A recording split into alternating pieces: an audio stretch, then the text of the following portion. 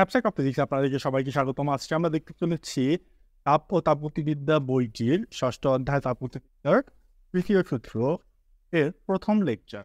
এই লেকচারে আজকে আমরা আলোচনা করব তাপগতিবিদ্যার তৃতীয় সূত্র নিয়ে। সর্বপ্রথমেই জানতে হবে তৃতীয় সূত্রটা যে আসার উৎপত্তিটা বা চিন্তাধারাটা কোথা থেকে এসেছে। তাহলে প্রথমে হচ্ছে বিজ্ঞানী জিয়াক এই টপিকটা যে এসেছে সেটার জন্য আমি দিলাম তাপগতিবিদ্যার তৃতীয় সূত্রের বিকাশ।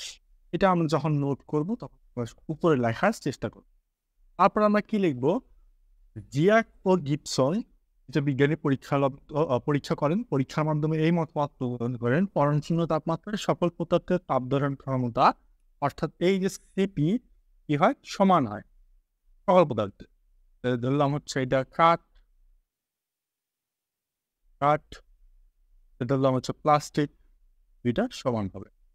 তারপর কি হয়, তারপর হচ্ছে আমাদের যে নার্নস্ট, বিজ্ঞানী নার্নস্ট, এই অধ্যায়ের পরবর্তী লেকচারগুলোতে আমরা নার্নস্টের তত্ত্ব এগুলো সম্পর্কে জানবো। জাস্ট আমরা জানি নার্নস্ট এই সূত্র সাহায্যে ব্যাখ্যা করে সিপি এর একটা মান পান 1.5 ইন্টু 4.182। এটা হচ্ছে ক্যালোরি, তো 1.5 ক্যালোরি হয়, আর 4.2 গুণ করতে হয় জুলে আনার জন্য। তাহলে যেহেতু জুলে আনছি সেজন্য আমি 4.18 গুণ করলাম জুল পার গ্রাম অ্যাটম।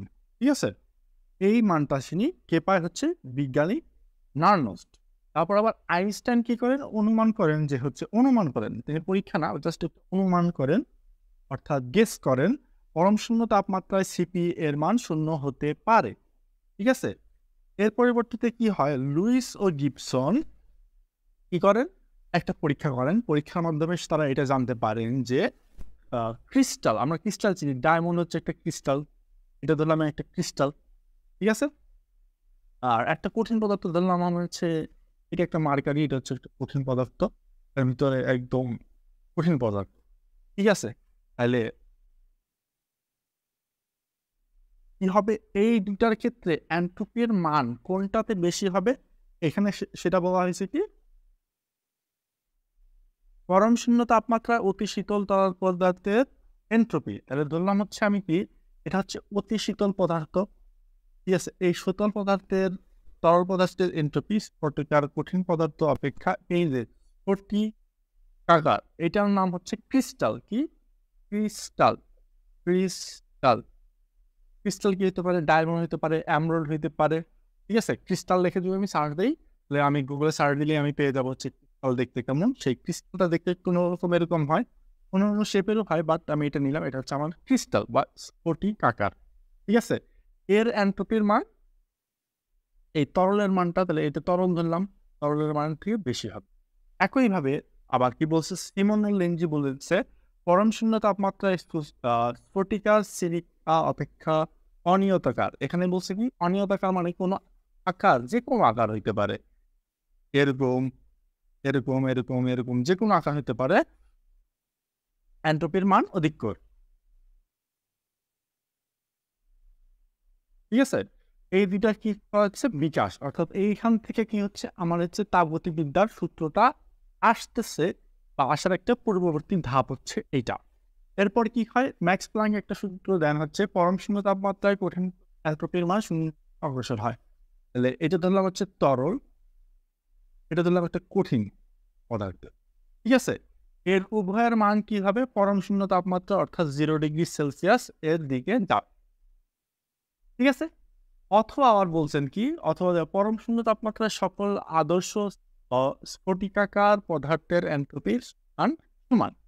তাহলে স্ফটিকার মানে ক্রিস্টাল, এটা ধরলাম মানে হচ্ছে ডায়মন্ড, আর এটা ধরলাম হচ্ছে আমি এমরাল্ড, এটা হচ্ছে স্ফটিকার পদার্থের নাম।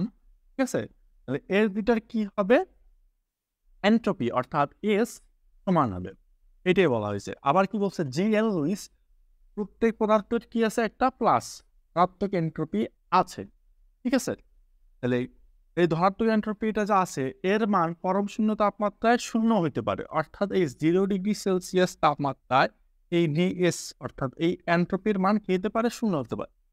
কিন্তু যখন আমার এই বস্তুটা ক্রিস্টাল বা স্ফটিকাকার হবে তখন কি হবে, এটা অবশ্যই 0 হবে। 0 ডিগ্রি তাপমাত্রায় 0 হইতে পারে, হইতে পারে না হইতে পারে, যখন সেটা ক্রিস্টালের মতো হবে সেটা শূন্য হবেই। তারপর হচ্ছে স্বতঃসিদ্ধ মান দেয়, এখানে বলেছে আর কি এটা সবাই মন দেয় যে এটা হচ্ছে একদম তাপগতিবিদ্যার ৩য় সূত্র। এটাই সবথেকে ভালো সূত্র। ঠিক আছে? প্রণালী যতই আদর্শ হোক না কেন, প্রণালী মানে কি? প্রক্রিয়া। তাহলে প্রক্রিয়া যতই ভালো হোক, যত সুন্দর করে এটা আমি গুছায়া রাখি, করে রাখি, এটা ময়লা হবেই। কারণ হচ্ছে যে আমি পরিষ্কার করব। ঠিক আছে? প্রণালী যতই আদর্শ হোক না কেন, সঠিক সংখ্যক। এখন কি আমি এটাতে ঢেকে রাখলাম, আমি করলাম, শেষমেশ তো আমি তো এটা দিয়ে মুছতেছি। যতই আমি পদক্ষেপগুলো করি, মুছতেছি, এটা ময়লা হবেই। সিস্টেমের তাপমাত্রা হ্রাস করে পরমাণু বোঝা একান্তই অসম্ভব। আমি যত ভালো প্রক্রিয়া এই সিস্টেমের উপর প্রয়োগ করি, যত সংখ্যক প্রক্রিয়া এই সিস্টেমের উপর প্রয়োগ করি, এই সিস্টেমের তাপমাত্রা 0°C তাপমাত্রায় নিয়ে আসা অসম্ভব। এটাই হচ্ছে এখানে বোঝানো হয়েছে। আজ এই পর্যন্তই। পরবর্তী ক্লাসে আবারও দেখা হবে। আল্লাহ হাফেজ।